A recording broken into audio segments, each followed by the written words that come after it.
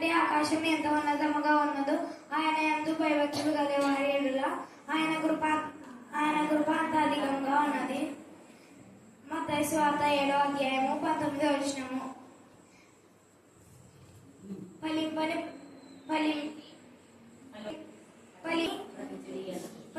ప్రతి చెట్టు నరకబడి అగ్నిలో వేయబడు. 23వ అధ్యాయం 25వ వచనము. అధ్యాయం 25వ వచనము. నీ మధ్య నుండి రోగము తొలగించెదను. గ్రంథము 22వ అధ్యాయము 21వ వచనము.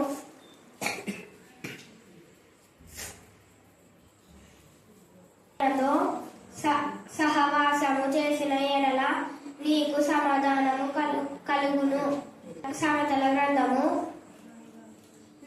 14వ అధ్యాయము 23వ వచనము. ఏ కష్టము చేసినను లాభమే కలుగును. గ్రంథము 23వ అధ్యాయము 1వ వచనం. యెహోవా నా కాపరి, నాకు లేమి కలుగును. ప్రాణమంతడమునైనాను తీర్పు తీర్చాం. యేసయ్యాని స్తోత్రము తండ్రి. ప్రేమగల గొప్ప దేవుడు, ప్రేమగల గొప్ప తండ్రినైనా మాతో మాట్లాడిన ప్రభు, కొత్తగా బిడ్డతో మాట్లాడి కొత్తగా బిడ్డకు తోడు నిలవండి కాపాడించాలి తండ్రి. అవును దేవా, నా తండ్రి గుడ్డి వారసుకున్నావు, కుష్ఠ రోగులకు స్వస్థపరిచినావు, పచ్చపాతలేసి వారికి గర్భఫలం వచ్చిన వారిని అందరూ కూడా దీవించి ఆశించినైనా యేసయ్యాని స్తోత్రములు తండ్రి. ప్రేమగల గొప్ప దేవుడు, ప్రేమగల గొప్ప తండ్రి నైనా నాకు ఏమి రాదు ప్రభు, నువ్వు నేర్పిస్తున్నావు తండ్రి. నువ్వు నేర్పిస్తే మేము నేర్చుకున్నావు ప్రభు. యేసయ్యాని స్తోత్రం తండ్రి. కుమార్తెలు కుమారుని దీవించి ఆశించింది. ఇక్కడ పాస్టమ్మ కూడా శక్తి బలం ఇచ్చి నువ్వు సహాయం చేయి. ఆయమ్మ కూడా నువ్వు తోడు నిలవండి కాపాడించి ఆశించినైనా యేసయ్యాని స్తోత్రములు స్తోత్రములు స్తోత్రం తండ్రి. వందనాలు తండ్రి. మా కొరకునైనా నువ్వు 40 దెబ్బటిని సిలువకు అప్పగించినావు తండ్రి. నీ రక్తంతో పోసి పెంచిన దేవాని స్తోత్రములు స్తోత్రం తండ్రి. అడుగడుగులో శృతించి అడుగడుగులో పాటించాలి ప్రభా.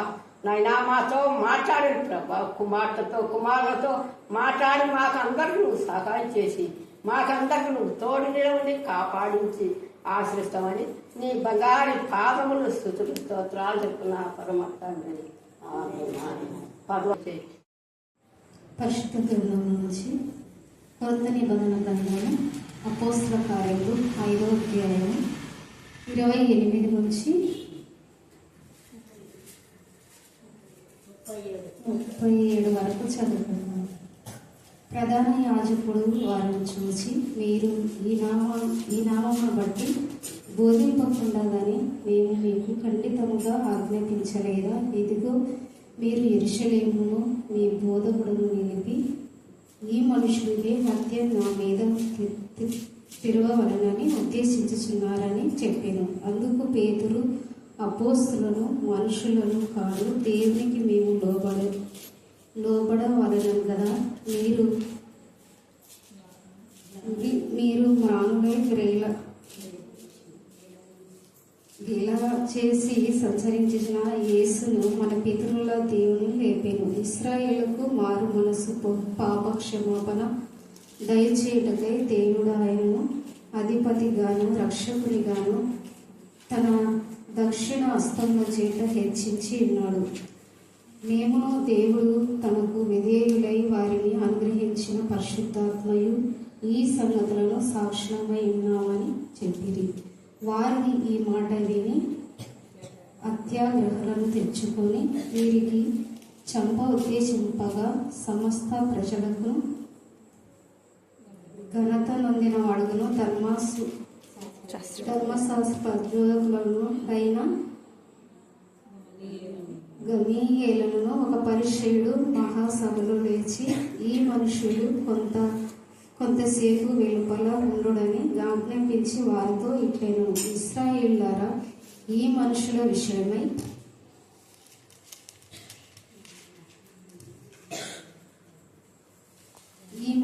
విషయం మీరేమి చేయబోచున్నారు? వచ్చున్నారు, జాగ్రత్తగా నుండి. ఈ దినములు మునుపు దూత లేచి తానొక గొప్పవాడని చెప్పుకొనుచు ఇంచుమించు 400 మంది మనుషులు వారితో కలిసి కొనిరి. వారు చంపబడిరి. వారు లోబడిన వారందరూ చెదరి బెద్దులైరి. వానికి తరువాత జనసంఖ్య దినములలో గలిలయుడైన యూదా అను ఒకడు వచ్చి ప్రధానులు తనతో కూడా తిరుగుబాటు చేసి ప్రేరేపించును. వారితో కూడా నశించును. వారు లోబడిన వారందరూ చెదిరిపోయిరి. ప్రేమ మహదర్శి బట్టి ప్రశస్తమైన మీ సన్నిధానములకు వరింపబడిన గొర్రెపిల్ల రక్తాన్ని బట్టి మేము స్తుతిస్తున్నాం. తండ్రి అయిన దేవా, చిన్న పిల్లలు చెప్పిన లేఖన భావాలు వారి జీవితాల్లో ఫలించడంలో మీ కృపాస్థానం దాల్చండి. తండ్రి ప్రతి వాక్యం వారి ఇంటిలో వెలుగుగా ఉండటానికి మీ కృప దాల్చండి. జీవ మార్గంలో, సత్య మార్గంలో, నీతి మార్గంలో, మహిమకరమైన మార్గంలో, నీకు ఇష్టమైన మార్గంలో బిడ్డలు ఎదగటానికి, నడవటానికి నా తండ్రి ఆ బిడ్డ జీవితాన్ని మీ అందరూ బలపరిచి స్థిరపరచమని ప్రార్థిస్తున్నాం. వాక్యంలో వాక్శుద్ధిగా మీరు మార్చండి. వాక్యం బయట వెళ్తున్నప్పుడే ఆత్మీయ, మానసిక, శారీరక రుగ్మత నుంచి విడిపించమని ప్రార్థిస్తున్నాం. వాక్యం ద్వారా స్వస్థపరచండి. వాక్యం ద్వారా ధైర్యపరచండి. వాక్యం ద్వారా మీ శక్తిని, మీ కాపుదల, మీ నడుపులు దయచమని ప్రార్థిస్తున్నాం. దేవానాథన్ ఈ లోక సంబంధమైన మనుషుల కాక దైవికమైన విధానంలో మేము మీకు భయపడి లోపడి దేవా మీ హస్తమును బట్టి నా బలమైన కార్యాలు చేయడానికి మీ శక్తిని, మీ సామర్థ్యం మీరు మాకు దయచేది కాక. దేవా యేసయ్య మధ్య చిరువలో వచ్చి మీ రక్తం బట్టి మీ సన్నిధిలో మేము ఇంతవరకు నిలబడి ఉన్నాం. అందుకు మేము స్తుతిస్తున్నాం. నా పక్షంగా, మా పక్షంగా మీరు మాత్రమే బోధనగా ఉన్నారు, విజ్ఞాపన ఆత్మగా ఉన్నారు. అందుని బట్టి మేము స్తుతిస్తూ మమ్మను, ఆత్మను మీ చేతులకే సమర్పిస్తున్న యేసుక్రీస్తు శక్తిగల నామమున ప్రార్థిస్తున్నాం తండ్రి. ఆమేన్, ఆమేన్, ఆమేన్. మనం చూస్తే చాలా మార్మికమైన సత్యము ఇక్కడ వ్రాయబడింది. ఏంటంటే ఈ యొక్క అపోస్తలులు పేతురు, యోహాను వాక్యం ప్రకటిస్తూ ఉంటే ఎక్కడికి వెళ్ళినా కూడా ఏదో ఒక గొడవ చేస్తూనే ఉన్నారు. అయినా కూడా వాళ్ళు మాత్రం మానుకోవట్లేదు. ఎందుకు? వాళ్ళు వాక్యం చెప్పకుండా మానుకోవడం లేదు. ఎందుకు? మనుషుల కాదు, ఎవరికి భయపడుతున్నాము? దేవునికే భయపడవాలని కదా. ఎందుకు అంటే దేవుని హస్తము వాళ్ళకు తోడుగా ఉంది అనేసి చెప్తా ఉన్నారు. చూడండి 31వ వచనం చదవండి.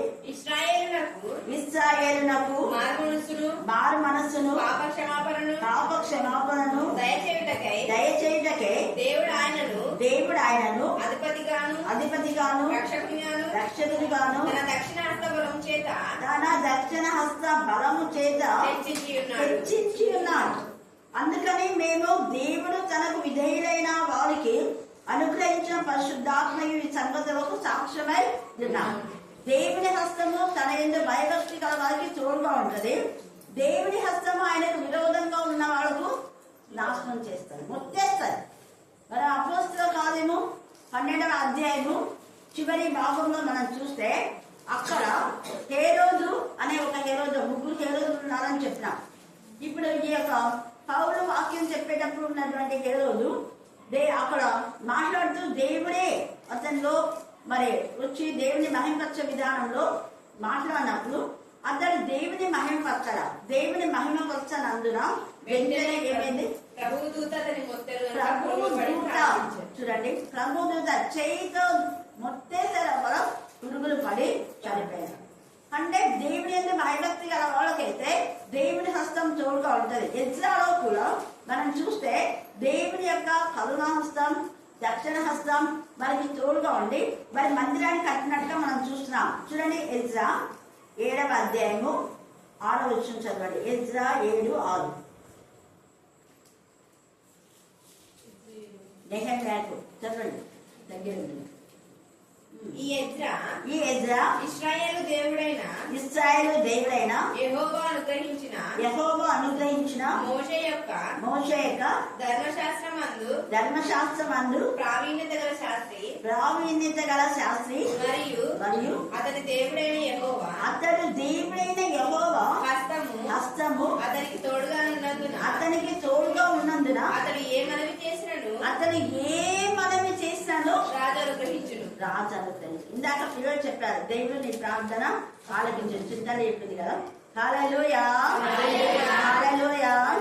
ఈ వాక్యం చెప్తారని తెలియదు, కానీ పిల్లలతో దేవుడే ప్రేరేపింప చేసి దేవుడు మాట్లాడుతున్నాడు.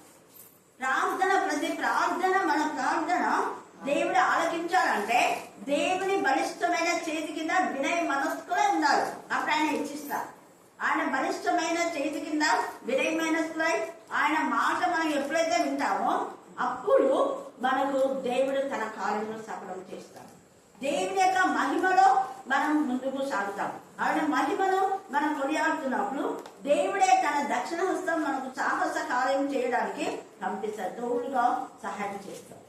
అందుకే ఇక్కడ ఈ మాట మాట్లాడుతున్నాడు. మళ్ళీ 9వ వచనం, 7వ అధ్యాయం ఎజ్రా 9వ వచనం. మొదటి దినమందు అతడు బబులోను దేశం నుండి బయలుదేరి తన దేవుని కరుణాహస్తం తనకు తోడుగా ఉన్నందున. ఏ హస్తం అంట? ఇందాక దేవుని హస్తం అని చూసినారు. ఈ దేవుని హస్తమే కనికరముతో కరుణాహస్తం తోడుగా ఉన్నందున 5వ నెల మొదటి దినమున యెరూషలేమునకు చేరాను. ఎజ్రా యెహోవా ధర్మశాస్త్రమును పరిశోధించి దాని చొప్పున నడుచుకొనుటకును, అది పరిశోధించి దాని చొప్పున నడుచుకొనుటకు ఇశ్రాయేలీయులకు దాని కట్టడలను విధులను నేర్పుటకును దృఢ నిశ్చయం చేసుకున్నాడు. అందుకని ఎవరికి భయపడలేదు. ఎవరు ఏమన్నా ఎజ్రా పైన నేరారోపణ చేస్తే ఎజ్రాను బలవంతం పెట్టి బాలు పెట్టడానికి చూసినా వాళ్ళ వైపు చూడలేదు. కరుణా హస్తం వైపు మాత్రమే చూస్తున్నాడు. దేవుని హస్తం, బలమైన హస్తం, కరుణా హస్తం. ఇక్కడనేమో పేదలు వాళ్ళు దేవుని దక్షిణ హస్తం వాళ్ళ తోడుగా ఉంది కాబట్టి నేను కార్యం చేయగలం. అక్కడ ఇశ్రాయేలులకు ఎప్పుడైతే ఈ విధానంలో ఎజ్రా అప్పుడు నేర్పించాలో ఆ యొక్క నిబంధన మేరకు ఇశ్రాయేలు దేశంలో దేవుడు ఇప్పటికీ కాపాడుతున్నాడు. ఇప్పుడు ఇక మనం చూస్తే ఈ యొక్క ఇరాన్ అక్కడ ప్రదేశం అంతా ఏలాము యొక్క సంతతి. ఏలాము అనేటటువంటి ఆ వ్యక్తి యొక్క మరి సంతతి అక్కడ స్ప్రెడ్ అయిపోయి దేవుని ఉగ్రత గురైపోయాడు. ఇప్పుడు జరుగుతున్న ఈ గొడవలన్నీ అవే.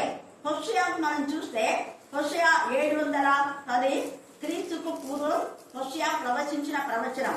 ఏంటా ప్రవచనాలు అంటే భయంకరమైన పాపంలో ఉన్నటువంటి వ్యక్తిని వివాహం చేసుకొని ఆ జాలి నొందని వారిని జాలి నొందేలా చేసుకున్నాడు.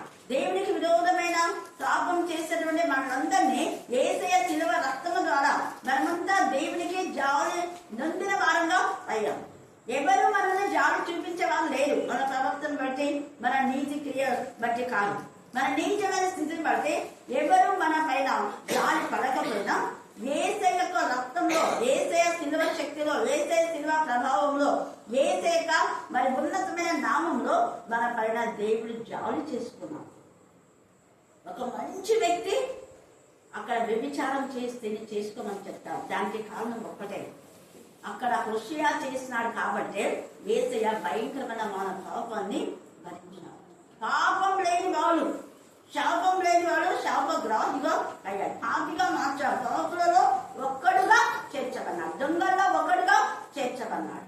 అందుకే ముందే ఇక్కడ హోషేయ ఆ మాట తెలియజేస్తున్నాడు. యేసయ్యకు ముందుగా హోషేయ ఉన్నాడు. అంత మంచి వ్యక్తిత్వం ఉన్న వాళ్ళు ఎవరు వ్యభిచారం చేసే స్త్రీని చేసుకోవడానికి ఇష్టపడరు. కానీ హోషేయ చేసుకోవడానికి కారణం ఏంటంటే రానున్న జీవితంలో యేసయ్య మన పాప భారాన్ని భరిస్తాడు. అక్కడ మరి వాళ్ళకు పుట్టినటువంటి పిల్లలు ఇజ్రాయేలు, తర్వాత లోఅమ్మి. జాలి నొందనిది లోఅమ్మి, జాలి నొందని వారితో జాలి చేసుకుంటాడు. ఇక్కడ ఎంత ఇదిగా దేవునికి మహిమకరమైన నా ప్రజలు కాని వారు నా ప్రజలు అవుతారని ఎంత చక్కగా అక్కడ రక్త బంధం, ఆ రక్తము ద్వారానే యేసయ్య శిలువ రక్తము ద్వారా వాళ్ళందరినీ తండ్రి దేవుడు కాపాడుతున్నాడని. ఇర్మియా 39వ అధ్యాయము 34 నుంచి మనం కొన్ని వచనాలు చదివితే అక్కడ ఏలాము శాపం గురించి రాయబడింది. ఇరాకు వచ్చిన శాపం అదే ఏలాము గురించి రాయబడింది. ఇర్మియా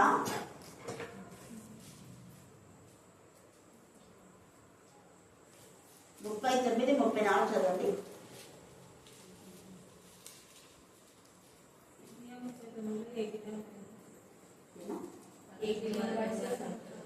కాదు, ఒక నిమిషం.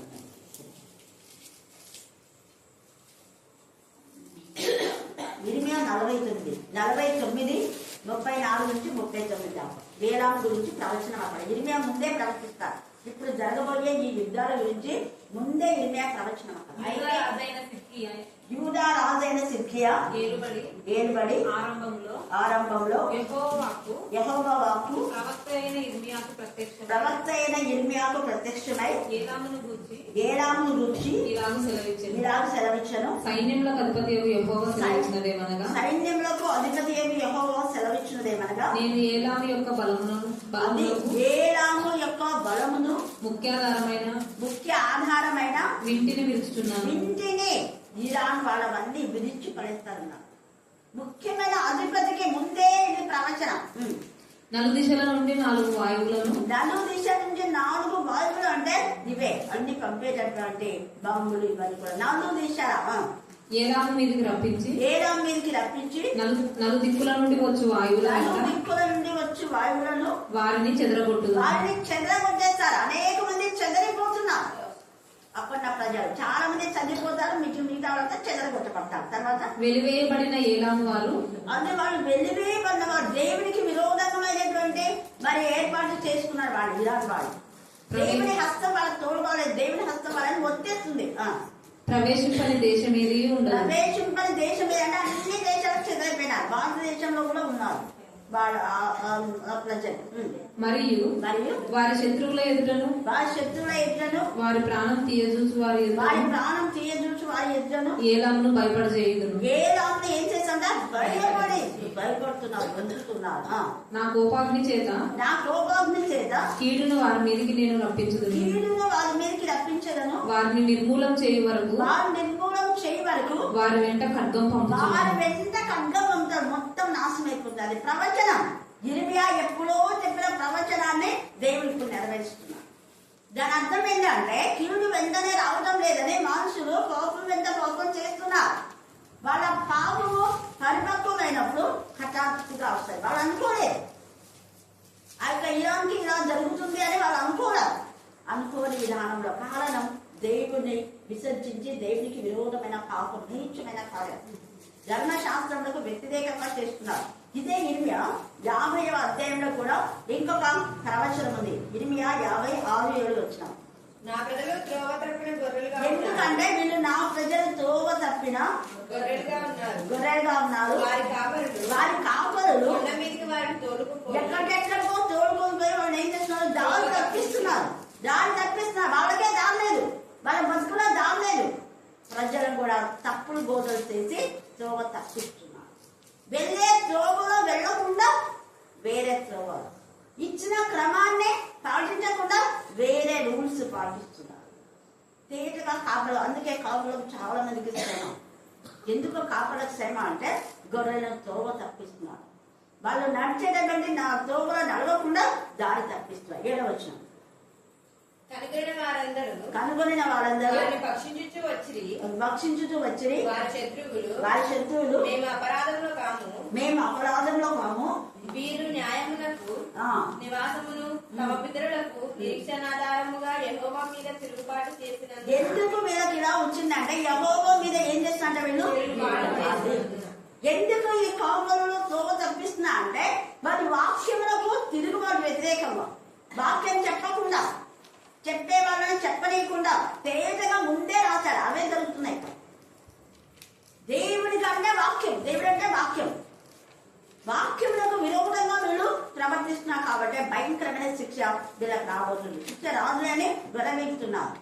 అలాంటి పరిస్థితుల్లో ఈ పేతురు ఇవన్నీ చదివాడు కాబట్టి ఎజ్రాకు దేవుని హస్తం తోడుగా ఉంది, ఎజ్రాకు దక్షిణ హస్తం తోడుగా ఉంది, ఖచ్చితంగా మా విరోధం దేవుడు నాశనం చేస్తారని తెలిసి వాళ్ళు ధైర్యంగా వాక్యంలో ప్రకటిస్తున్నారు.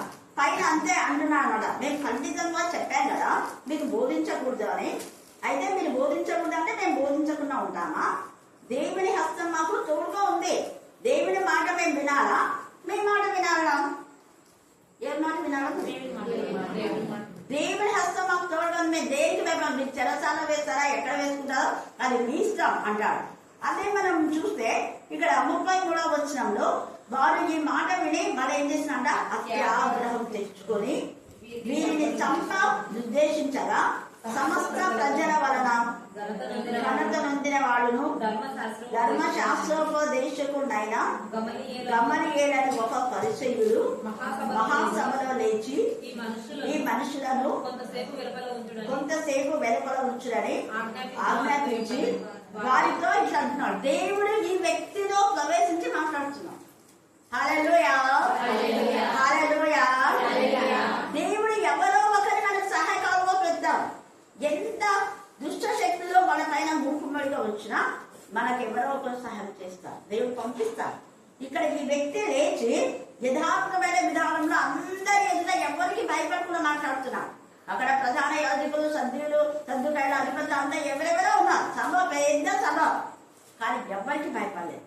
ధైర్యంగా ఉన్నట్టుగా ఏమని చెప్తున్నా అంటే, వీళ్ళ జోలికి మీరు పోవద్దు. గతంలో మనకు తెలుసు కదా ఈ వాక్యం ఎలా చెప్పేటటువంటి వాళ్ళు అంటే, ఏసై చెప్పినప్పుడు వాక్యం చెప్పినప్పుడు కానివ్వండి, ఇలాగ చెప్పిన వాళ్ళు కొంతమంది నాశనం అయ్యారని వాళ్ళ పేరు చెప్తున్నాడు. ఇక్కడ చూడండి, ఈ మనుషులను కొంతసేపు వెలగల పొమ్మని చెప్పి ఏమంటున్నాడు, మీరేమి చేయబోతున్నారో జాగ్రత్త సుమండి. ఈ దినమునకు మునుపు దూద లేచి, దూద అనే ఒకడు మరి పెద్ద క్రిమినల్ మైండ్ వాళ్ళు. అలాంటి వాళ్ళు మన సంఘాల్లో మన ప్రాంతాల్లో కూడా ఉంటాడు. దూద వాడు పెద్ద గొప్ప వాళ్ళని ఏమేమో చెప్పుకునేవాడు. నా మాట వినాలో సంఘం అంతా నాకే తెలుస్తుంది, నేనుంటేనే సంఘం, నేను లేకుండా సంఘం లేదు. కానీ వాళ్ళ క్రియలన్నీ దేవుడికి విరోధమే. అవి చెప్పినామంటే వాళ్ళకు నష్టం తెచ్చదు. ఇక్కడ వీడంతే, వీడు పెద్ద పనికిమాలోడు. వీళ్ళు ఏం చేస్తున్నారు అంటే, దేవుడి యొక్క వాక్యం ప్రకటించే వాడిని ఎంతగా బాధ పెట్టాడు. అందుకే దాని ఒక గొప్పవాడిని చెప్పుకోలేను. ఇంచుమించు 400 మంది మనుషులు వాళ్ళతో కలుసుకొని వాళ్ళు చంపబడాను. దేవుడు ఊరికే ఉంటాడు, చంపే పడేస్తాం. బాండ్రా వాడు 400 మంది చతుష్టయం పెట్టుకున్నాడు. మాకు 400 మంది సపోర్ట్ ఉన్నారు, మాకు 200 మంది సపోర్ట్ ఉన్నారు అని అందరు ఇంత పడిపోయినారు. అలాగే కోరహు, అభిరాము, దాతాంకు సపోర్ట్ చేసిన 250 మంది. ఆ తర్వాత సంఖ్యాకాండం 16 చివరిలో చూస్తే 14,700 మంది. దేవునికి విరోధంగా కూడే వాళ్ళని ఎవ్వరు కూడా దేవుడు వదిలిపెట్టాడు. నాశనమే, వారి బ్రతంతా నాశనమే, చంపబడదు. మళ్ళీ ఇంకొకరు ఉన్నాడు చూడండి, వానికి లోబడిన వాళ్ళందరూ చెదరి వ్యక్తులైరి వానికి తరువాత జనసంఖ్య దినములలో గలిలయుడైన యూదా అని ఒకడు వచ్చి ప్రజలను తనతో కూడా తిరుగుబాటు చేయ ప్రేరేపించను. వాడు కూడా నశించాను. వీడు నశించాడు, వాడు నశించాడు. దేవునికి విరోధంగా చేస్తే ఎవ్వడు నిలవాడు. తేజగా మాట్లాడుతున్నావు. దేవుని నామములు ప్రకటించకుండా ఎవరు ఆటంకపరచడం కూడా ఇప్పుడు బాగుంటారు.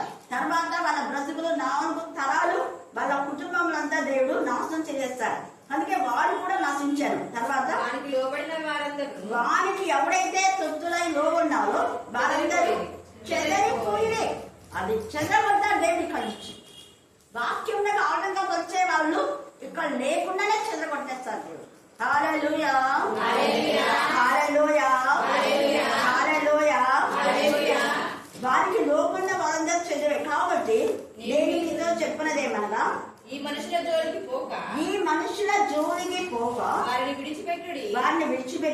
ఈ ఆలోచన ఈ కార్యమైనను మనుషుల వలన కలిగినదాయన అది వ్యర్థమగును. దేవుడి వలన కలిగినదాయన మీరు వారిని వ్యర్థపరచలేదు. దేవుడు మీరు ఒకవేళ దేవుడితో పోరాడు వారవుదుస్తుని వారు అతని మాటకు సమ్మతించి అపోస్తలులను పిలిపించి కొట్టించి యేసు నామం బట్టి బోధించకూడదని ఆజ్ఞాపించి వారిని విడుదల చేసేది. అయితే వీళ్ళైతే ఆ నామం కొరకు అవమానం పొందుటకు పాత్రలమని ఎంచబడినందున వారు సంతోషించుతూ మహాసభ ఎదుటి నుండి వెళ్ళిపోయింది. ఏం బాధపడ, నేను ఈ నామం కోసం ఏమైనా కొట్టినారంట. ఇంత చెప్పినా కూడా వాళ్ళకి సిగ్గున్నారు. వాళ్ళు ఇలా చేస్తే నాశనం అయిపోయినారు, వాళ్ళు చంపబడినారు, వాళ్ళతో ఉన్న వాళ్ళంతా కూడా చదివిపోయిన చెప్పినా కూడా ఎంత మూర్ఖులై ఉన్నారు. మన సమాజంలో కూడా ఇలాంటి మూర్ఖులు ఉన్నారు. ఒకవైపు ఫలానా వాళ్లకు దేవుడి ఉగ్రత వచ్చిందని తెలిసి కూడా మళ్ళా అవివేక అవివేకంగా ప్రవర్తిస్తుంటారు. గర్వంతో అహంకారం, మాదే పెత్తనంలే అని. నీ పెత్తనం కొంతవరకే చెల్లదు. ఇక్కడ పేతురు యోహాను అయితే ధైర్యంగా, అక్కడ ఎజ్రా ఎలాగ ధైర్యంగా ఉన్నాడో అలాగ నెహమ్యా కూడా ఎంతమంది నెహమ్యాని బాధ పెట్టారు. 4వ అధ్యాయంలో చూస్తే వాళ్ళందరూ కూడా మీరు కట్టేదంతా గోడ నక్క వస్తే పడిపోతుంది, ఏం కూడా పడుతున్నారులే, మీ వాక్యం ఏం వాక్యం లేదు, మీ బోధ ఏం వాక్యం ఒకవేళ అన్నారేమో. అయితే నెహమ్యా వాళ్ళ మాటలు పట్టించుకోలేదు. 17వ వచనం చదవండి. 4వ అధ్యాయం నెహమ్యా 17వ వచనం నుంచి 21 దాకా. 15 నుంచి 21. గోడ కట్టువారు, బరువులు మోయవారు, బరువులు ఎత్తువారు ఒక్కొక్కరు ఒక చేతితో పని. గమనించండి, ఇక్కడ ఎంత మంది వీళ్ళ ఆటంకం వచ్చారు కట్టకుండా, కానీ వీళ్ళంతా ఒక చేతితో కడుతున్నారు, ఇంకొక చేతితో యుద్ధం. ఎంత బాగా, ఒకవైపు యుద్ధం చేస్తూనే గోడ కడుతున్నారు. మనం చేయగలమా ఈ పని? ఒకవైపు నీ పని చేస్తేనే దేవుని పని చేయి. నీ వైపు ఎవరు నీకు వేరే విరోధంగా ఉన్నా కూడా ఒకవేళ నీ కుటుంబ పనులు చేస్తూ దేవుని పని చేస్తున్నావా? అయితే నీకు ఆశ్చర్యమా. మనం పనులు చేసుకుంటే అసలు దేవుని గురించి ఆలోచించాలి. వీరి పనులలో ఒక చేతితో పని చేస్తున్నారు, ఇంకొక చేతితో యుద్ధం చేస్తున్నారు. 21 వరకు. మరియు కట్టువారిలో ఒక్కొక్కడు తన కత్తిని నడుమునకు బిగించుకొని గోడ కట్టుచు బాకా ఊదువాడు నా యొద్ద నిలిచెను. అప్పుడు నేను ప్రధానులతోను అధికారులతోను మిగిలిన వారితోను ధైర్యంగా మాట్లాడుతున్నా. నేహమే మీకు అక్కడంతా చదువుకోండి, చాలా ఉంది. మా దేవుని కరుణాహస్తం మాకు తోడుగా ఉంది. మీరు ఎవ్వరు ఏం చేయలేరు. దేవుడు మాకు కష్టమని ప్రేరేపణ ఇచ్చాడు. దేవుడికి భయపడతాం, మీకు భయపడాం. మీరు చెప్పొద్దా అంటే నేను ముక్కుంటామా? ఇంకా ఎక్కువ చెప్తాం. అలాగనే పేతురు యోహానులకు ఉన్న ధైర్యం అనుకున్నారు. ఎన్ని అబద్ధ సాక్ష్యాలు వాళ్ళు గుర్తిస్తారు. అబద్ధ సాక్ష్యాలకు ఏమి చల్లదు. ఎన్ని అబద్ధ సాక్ష్యాలు పెట్టినా కూడా చల్లదు. మనం ఇదే అధ్యాయంలో మనం చూస్తే 5వ అధ్యాయము కాదు, క్షమించండి, 6వ అధ్యాయం 12, 13 వచ్చినా చదవండి. అపోస్తల కార్యము 6, 12, 13. చూడండి ఎంతమంది అంట, ప్రజలను, పెద్దలను, శాస్త్రులను రేపే అంటే వీళ్ళ మాట వినలేదని వాళ్ళకు పురికొల్పినారు. డబ్బులు ఇచ్చి అయిపో వాళ్ళని ఇక్కడ వాక్యం చెప్పకుండా చేయండి. రేపి అంటే అదే అర్థం. అతనిని పట్టుకొని మహాసభ యుద్ధకు తీసుకుని పోయి అబద్ధపు సాక్ష్యాలు నిలబెట్టడే. అదే ఒకరోజు మేరకు అదే చెప్పిన వాక్యం, అది మీరు చెప్పేది అబద్ధాలు. వాక్యం పెరగడంలో మీరు చేసుకున్నారు. మీ బతుకులు సరిదిద్దుకోండి అని చెప్తే మీ బతుకులు సరిదిద్దుకోకుండా దేవుని మందిరం పైన అబద్ధ సాక్ష్యాలు చెప్తారా? మీరు వాళ్ళ ఫోన్లలో అందరు నిలిపించుకుంటారు, సిగ్గు లేకుండా. దేవుడు వాళ్ళ బతుకులన్నీ బయట పెడతారు. ఎక్కడ? అందరి ఎదుట, ప్రజలందరి ఎదుట తీర్పు దినమందు వాళ్ళ బతుకులను దేవుడు బయట పెడతారు. ప్రతి పాపాన్ని దేవుడు బయట పెడతాడు. ఊరుకోడు దేవుడు. అబద్ధ సాక్షులను చూడండి ఎంత తేటగా అబద్ధ సాక్షులను నిలబెట్టి వారు ఈ మనుష్యుడు ఎప్పుడును ఈ పరిశుద్ధ స్థలమునకు మన ధర్మశాస్త్రములకు విరోధంగా మాట్లాడుతున్నాడు. ఇది దేవుని మందిరం. దేవుని మందిరం విరోధంగా మాట్లాడాలి. ఒకరంటే అందరు ఇట్లానా, చర్చిని ఇట్లానా, చర్చిని ఇట్లానా. ఏమన్నారు? చర్చిని ఎందుకు అంటారు? సేమ్ ఇక్కడ ఈడ జరిగిందే ఇప్పుడు జరుగుతుంది. అప్పుడు ఏసయ్య ఈ మందిరాన్ని 3 రోజుల్లో నేను పడగొట్టి కడతానంటే మందిరాన్ని పడగొట్టి కడతాను కాబట్టి నేను చంపాను. ఇలా బతకూడదు. చిరవేయండి. సుందరమైన మందిరం. మనం ఎంతమందిపై ఎంత ప్రాణం చేసి అంత దొంగలు చూసుకునే వాళ్ళే అడుగుతుంది. దొంగల గుహగా మారింది అని ఏసయ్య అన్నందుకు ఏసయ్యని చంపేశారు. ఇప్పుడు కూడా వాళ్ళు ఏమంటారు? పరిశుద్ధ మందిరం గురించే ఎత్తారు వాళ్ళు. చూడండి, పరిశుద్ధ మందిరములు ధర్మశాస్త్రం అంట. ధర్మశాస్త్రంలో విరోధంగా మాట్లాడుచున్నాడు. ఈ నజరైన యేసు ఈ చోటును పాడు చేసి మోసే మనకిచ్చిన ఆచారములను మార్చునని వీడు చెప్పగా మేము వింటుడు. అసలు చెప్పకపోయినా వింటుంది. ఇంత పెద్ద సాక్ష్యం. మన మీద ఎన్ని అబద్ధాలు దేవుడు మన పక్షంగా ఉన్నాడు.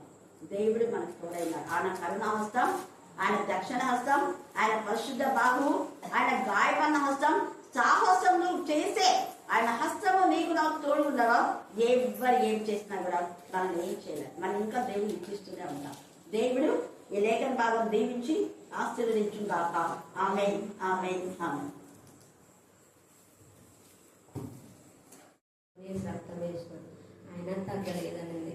కానీ ఇంకా మధ్యరాత్రి హాస్పిటల్కి వెళ్ళినా కూడా తెలుస్తారో అని ఒక 2 గంటల సేపులో అట్లనే నేను మనసులో దేవుని ధ్యానించుకుంటూ అట్లనే మేల్కొని ఉన్నాం.